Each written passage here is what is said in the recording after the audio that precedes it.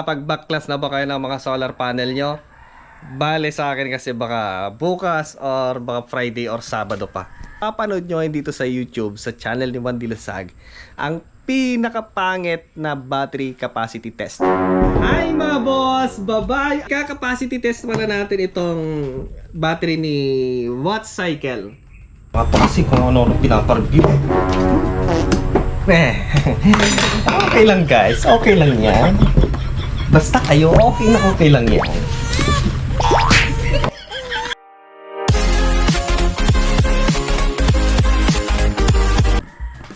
So ito siya guys. Last time ay nireview natin itong si Watt Cycle 12 volt 100 Ah Life PO4. Ayan, 1,280 watt hours.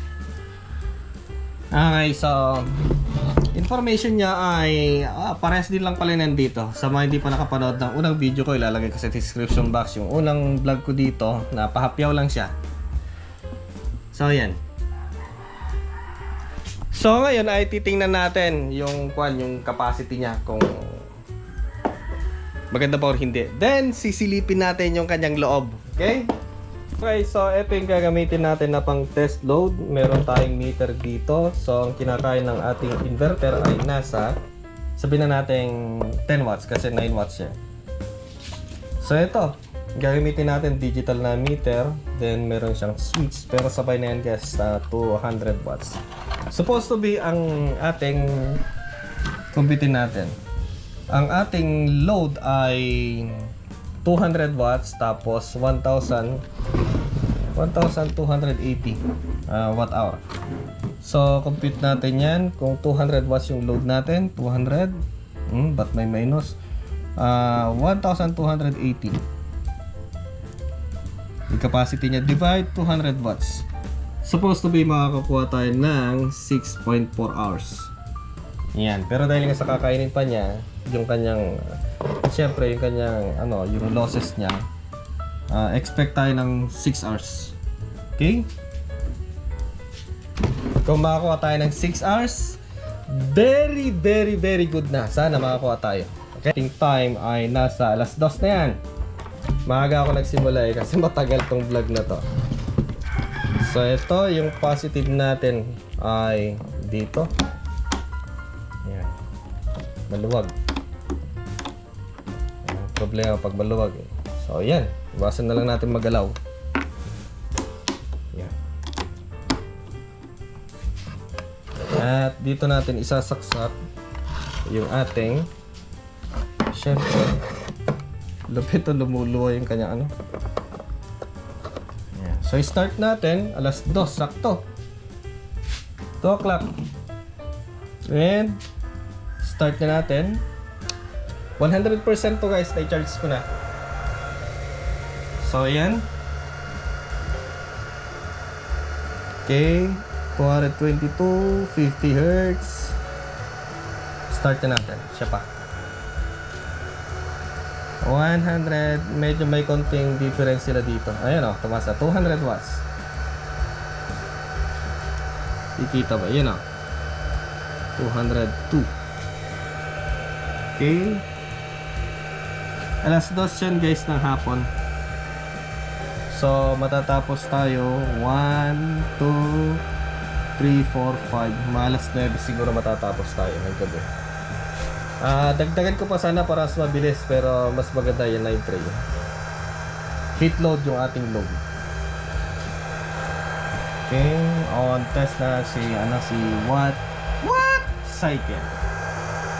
Mainit to. Mainit yan. Loh, patumusok to. Loh, muusok siya, bahala ka dyan.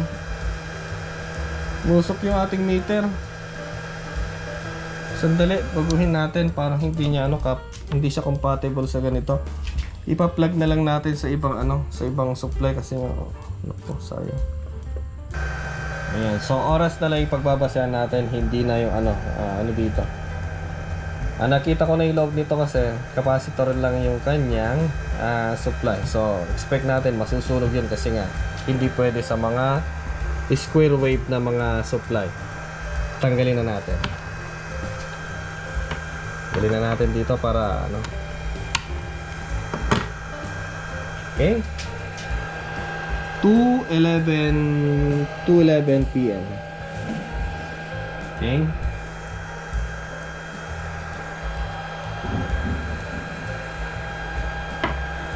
Eh, 6,000 watts pa naman ang pino yung kanya ano papunta dito sa output. Sana hindi masunog yan.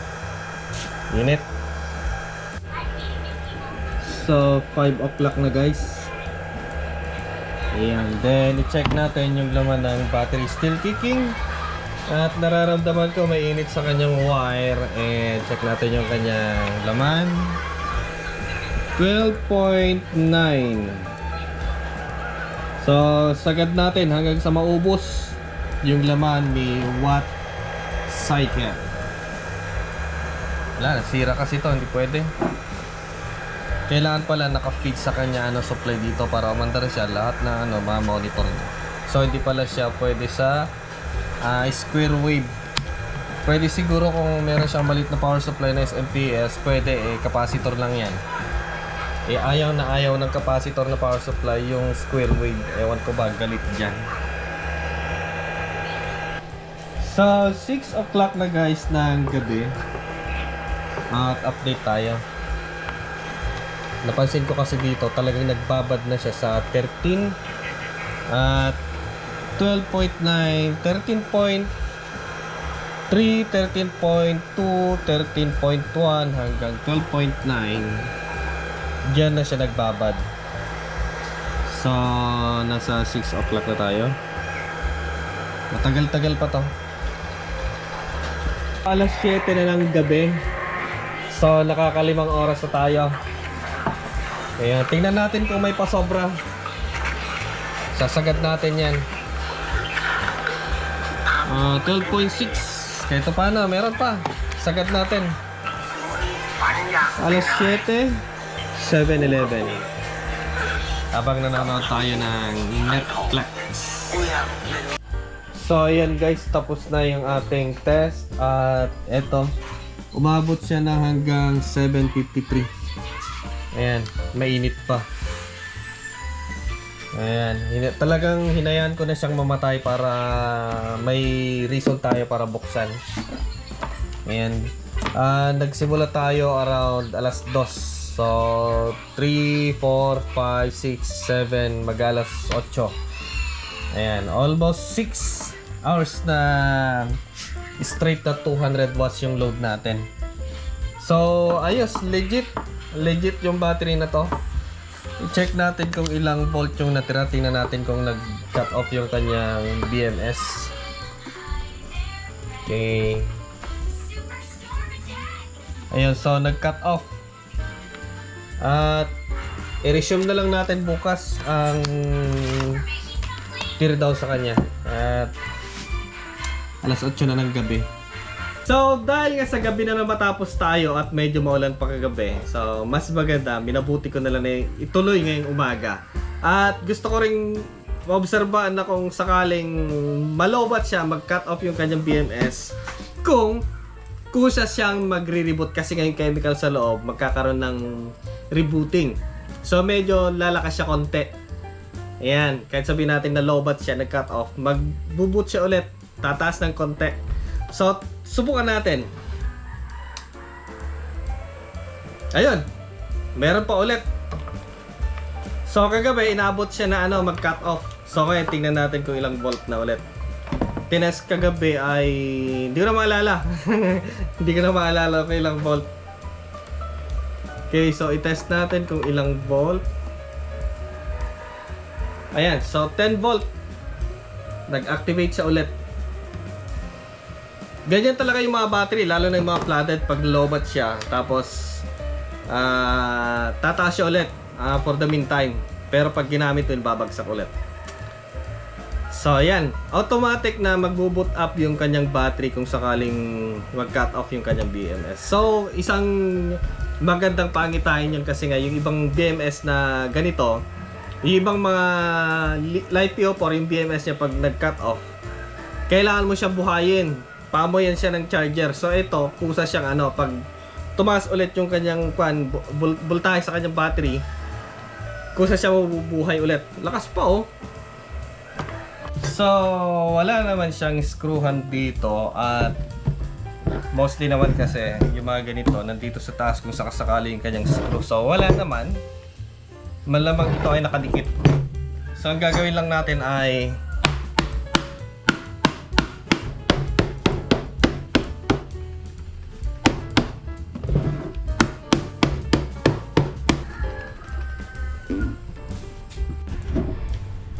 para tayo magbu-vulcanize ng gulong. Ito, mga pa kasi kung ano pinapargil. Okay lang guys, okay lang yan. Basta kayo, okay lang yan. Kaya ako nagpa-vlog ng madalas kasi nga, pag kumbaga matagal na hindi ako nag-vlog, pag uulitin ko na siya ulit, parang naninibago ako. Parang ang pinakamahirap kasi sa vlogging, yung magsimula. So, dahil nga sa inabot tayo ng gabi at natapos natin ito.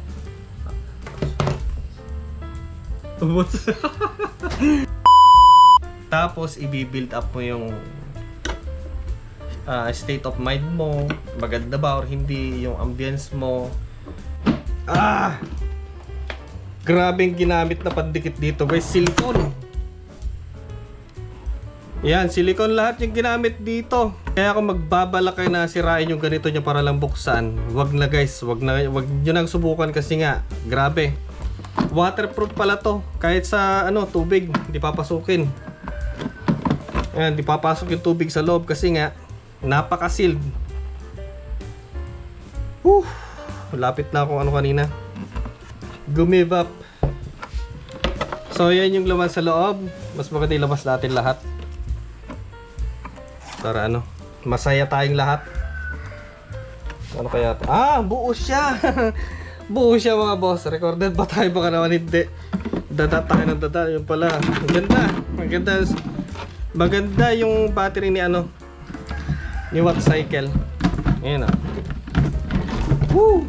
Sulit.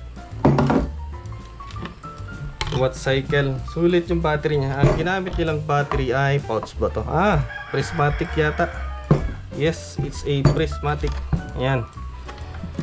Prismatic na 100 Ah. So maganda sana magdalawa yung pinadala. Pwede nating i-combine to 24 volt. Ilagay natin kay Thunderbox. Grabe. Ayos yung battery niya, hindi kumbaga basta-basta yung pagkakagawa kasi nga siya naka-bracket pa sa loob, bakal. Yung ibang ganito kasi na mga pre-made, lang siya nakatali ng yung may nylon tape ba 'yon? Okay, ganda.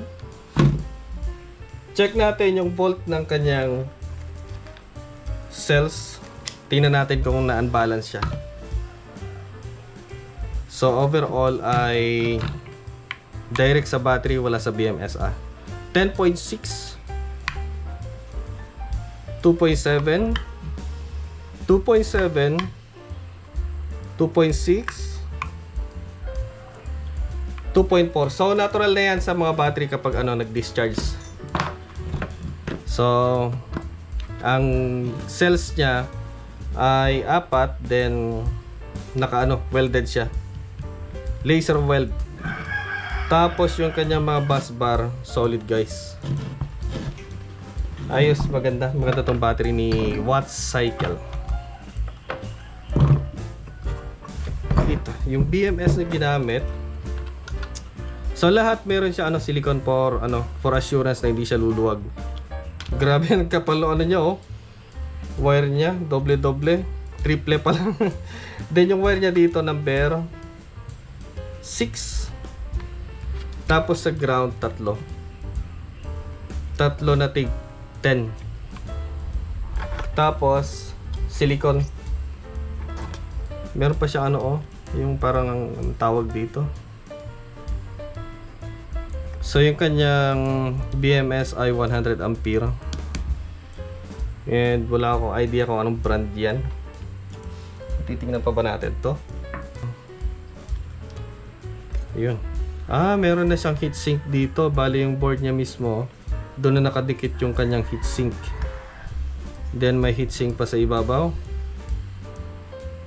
Mostly kasi ganyan yung magagandang mga BMS. Iwas init. So kapag hinihinang mo yan, ito mga wire na to, hindi siya didikit. Kasi nga, kailangan mo painitin lahat yan. So yung kanyang box guys, talagang nasira siya. Kasi talagang dikit. Ayan, waterproof pala to. Walang papasok na tubig sa loob kung sakaling nabasa sa tubig or nailubog. Yun o. Kaya yung box niya ay malabo na natin pakinabangan ito. Nabitak na rin o. Meron bitak dyan sa side. So maganda. Kahit paano nakita natin yung loob ni Wattcycle. So ayos yung battery ni Wattcycle. Sulit din pala. Then sa loob hindi ka na rin lugi. Kasi nga ang tibay ng pagka-build sa loob niya, you know.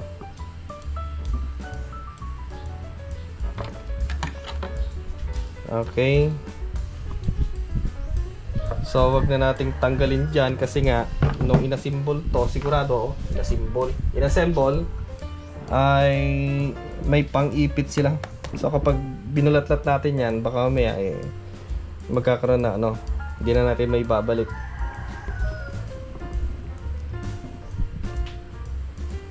Maganda kasi ang maganda ang tawag dito mga laser weld. Di sila luluwag. Ang downside niya ay kapag tayo makakalikot, hanggang tingin na lang tayo. Hanggang tingin na lang tayo. Wala tayong magagawa dyan kasi nga naka-weld na siya.